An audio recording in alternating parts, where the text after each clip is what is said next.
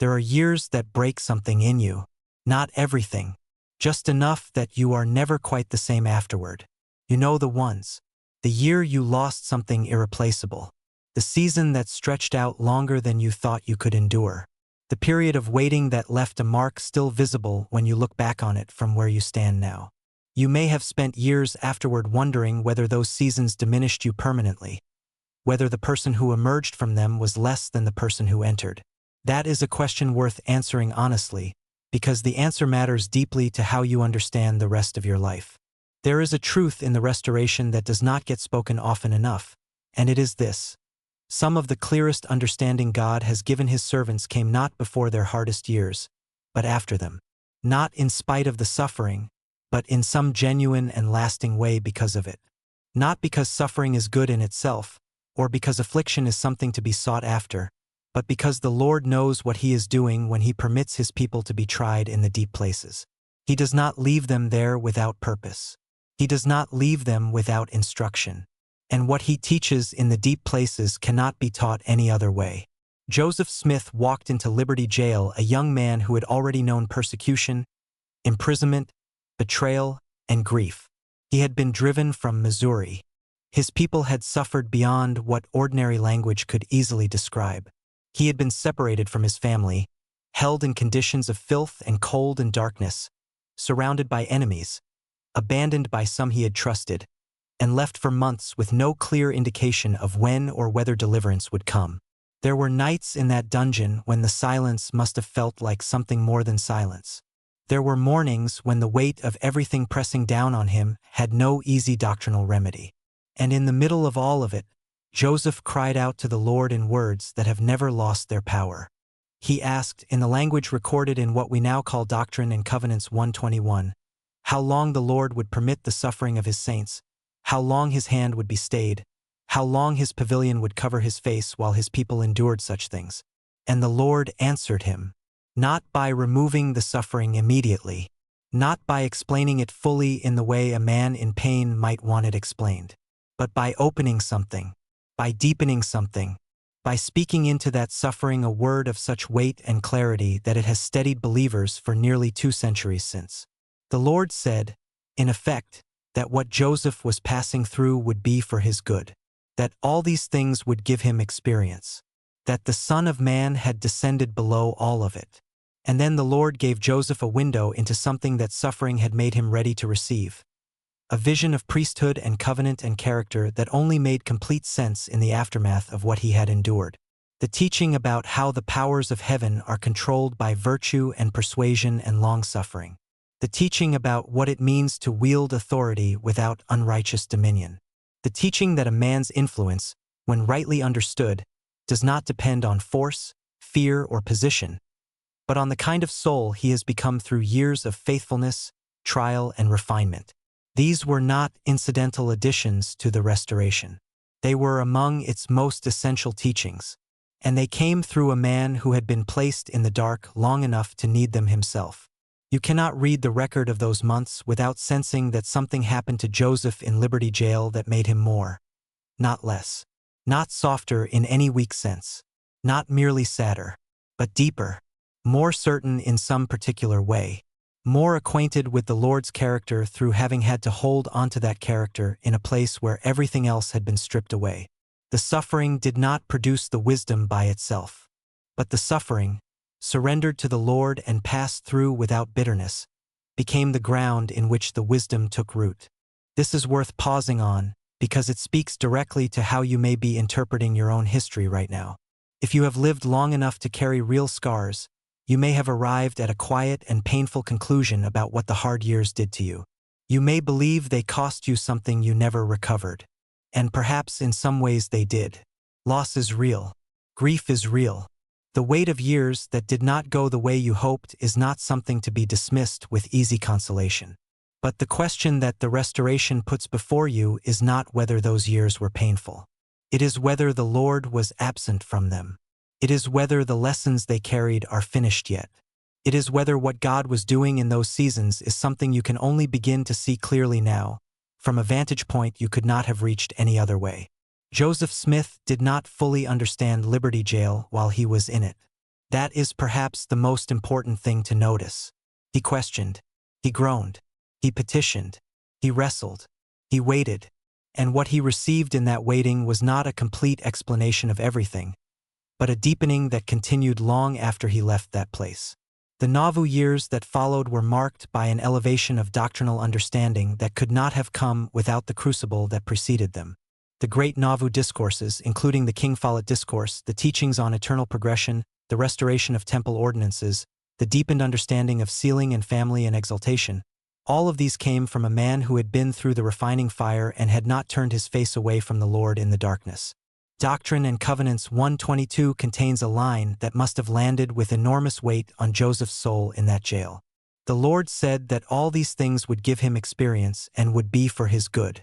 That is not the language of a God who is indifferent to suffering. It is the language of a God who is using suffering purposefully, with a wisdom that may not be visible to the sufferer in the moment but which becomes clearer over time. Not always in this life, not always on this side of the veil, but in the eternal economy of a God who wastes nothing and abandons no one. The seasons of deepest affliction are also, often, the seasons of deepest formation. If you have lived through years that marked you, you may be in a better position than you realize to understand certain things about the Lord that younger believers cannot yet fully receive. Not because age alone grants wisdom, but because sustained faithfulness through years of loss, disappointment, and endurance produces something in the soul that cannot be produced by any other means. There are lessons that only time and trial can teach. There are kinds of trust that only develop after long stretches of waiting. There are forms of testimony that only belong to those who have stayed faithful when staying faithful was genuinely difficult and costly. The scriptures are full of this pattern. Abraham did not receive the covenant in his youth and then move immediately into full understanding. The deepest confirmation of what the Lord had promised him came after decades of waiting that must have felt, at many points, like something close to abandonment. Moses spent 40 years in the wilderness before the burning bush. Paul, after his Damascus Road experience, went into a period of preparation that is easy to overlook but which shaped everything that came after. The pattern in sacred history is consistent. The Lord prepares his servants through long and difficult seasons before bringing them into the fullness of what he has for them. And he does not restrict this pattern to prophets or apostles. He applies it to ordinary believers who stay faithful in their own smaller and quieter forms of the same journey. The older believer who has known grief and continued to worship, who has watched family members struggle and still held to the covenants, who has passed through seasons of doubt, loss, or spiritual dryness and come out still trusting the Lord on the other side. That person carries something that cannot be faked or rushed or assembled from books alone. There is a weight of witness in that kind of life that the Lord does not forget and does not minimize. He sees it. He knows exactly what it cost. And he is not finished teaching through it. Consider what the Nauvoo period reveals about Joseph's spiritual development after Liberty Jail. There is a qualitative difference in the depth and reach of the doctrines he taught in those final years.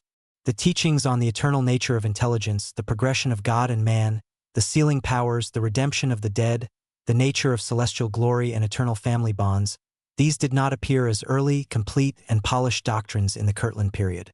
They came through a man who had endured the years between, who had sat in the dark long enough to be ready for what the Lord wanted to give him next. The suffering did not make Joseph smarter in any worldly sense. It made him more receptive to things that require a refined soul to hold. It stripped away certain illusions and left behind a cleaner kind of knowing. There is a phrase in the Doctrine and Covenants from the section Joseph received while in Liberty Jail that speaks to this in direct terms. The Lord told him that God shall be with thee forever and ever. That is a statement of absolute covenant fidelity. Not that the Lord would be with Joseph if he proved himself sufficiently. Not that the Lord would return to him after the difficulty was past. But that even in the dungeon, even in the waiting, even in the darkness where the Lord's face seemed hidden, God was there, present, tending, working, preparing the ground for what would come next. That is the word for you as well. Whatever the hard years looked like, whatever they cost, whatever you are still carrying from seasons that did not resolve the way you hoped. The Lord was not absent from those years.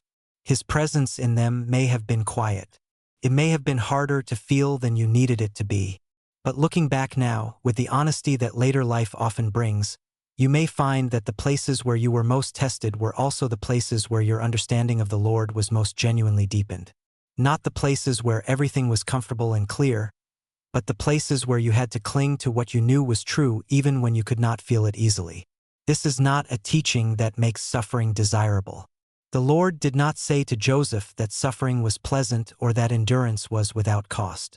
He acknowledged the difficulty plainly.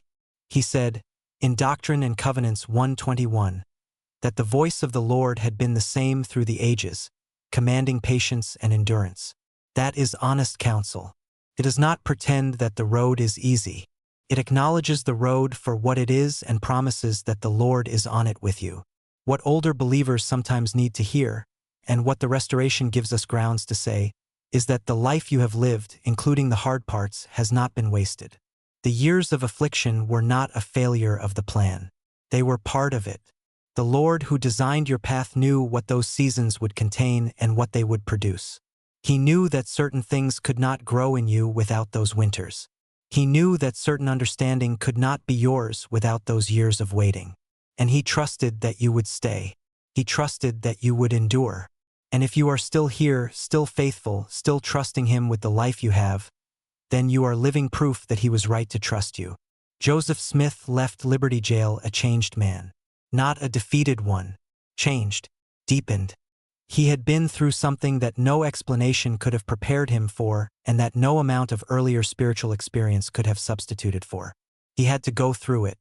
And what he carried out of that dungeon, the deepened doctrines, the chastened character, the refined understanding of covenant and priesthood and endurance, these were the instruments through which the restoration reached its greatest heights.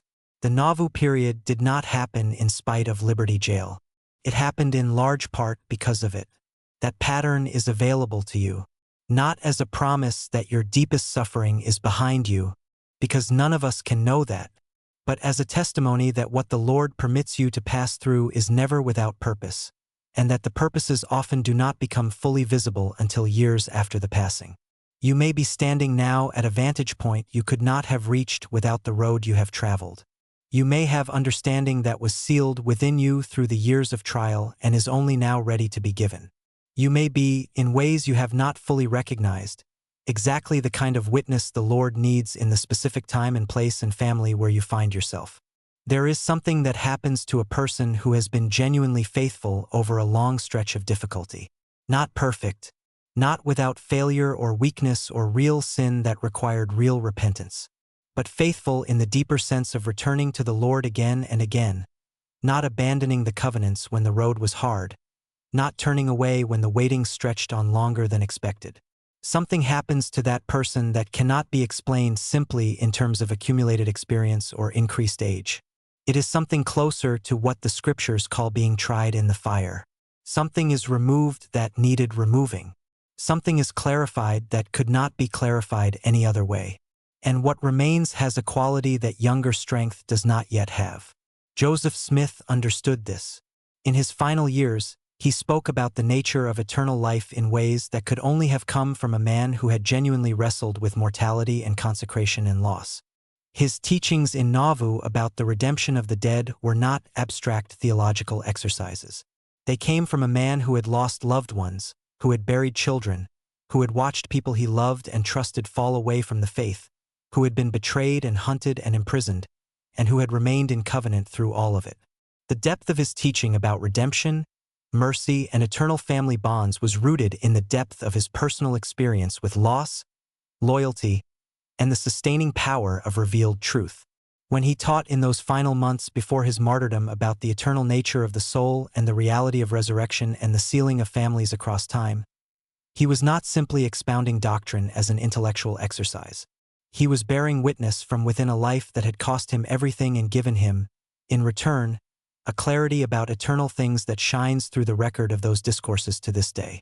The man who stood in the grove at 14 and received the vision of the Father and the Son was extraordinary. But the man who stood in Nauvoo in 1844 and poured out those final teachings was someone who had been forged into a different kind of witness through everything the intervening years had contained. Both are Joseph. But the second Joseph carried something the first Joseph was still becoming. The Lord's plan for his servants and for his people has always been a long-term plan. It does not reach its fullest expression in the early bright years of calling and energy and spiritual enthusiasm. That beginning is real and important and sacred. But it is a beginning. The fullness comes later, comes through endurance, through returning to the Lord after failure, through waiting when waiting is difficult, through staying faithful when the reasons for faithfulness are not easy to articulate and the rewards are not immediately visible. If you have lived that kind of life, you have not been wasting your time in the hard years. You have been becoming something. You have been receiving, through the slow and sometimes painful instruction of real experience, a kind of wisdom and witness that God intends to use. Not necessarily in public ways. Not necessarily in ways that anyone else will easily recognize or celebrate. But in the quiet and essential ways that faithful older believers contribute to the lives of everyone around them and to the ongoing purposes of the Lord in the world. The restoration was not completed in the sacred grove. It was given its beginning there, and what a beginning it was. But it deepened and widened through 20 years of affliction, revelation, endurance, and sacrifice. The greatest doctrines came in the hardest seasons. The deepest teachings were sealed in the most costly years. And the same Spirit that carried Joseph through the darkness, that spoke through him in Liberty Jail, that opened the heavens over him in Nauvoo, is the same Spirit that has been with you in your darkest seasons as well. That Spirit does not abandon the faithful when the winters come. It stays, teaches, prepares, and what it prepares you for may be larger and more lasting than you have allowed yourself to believe.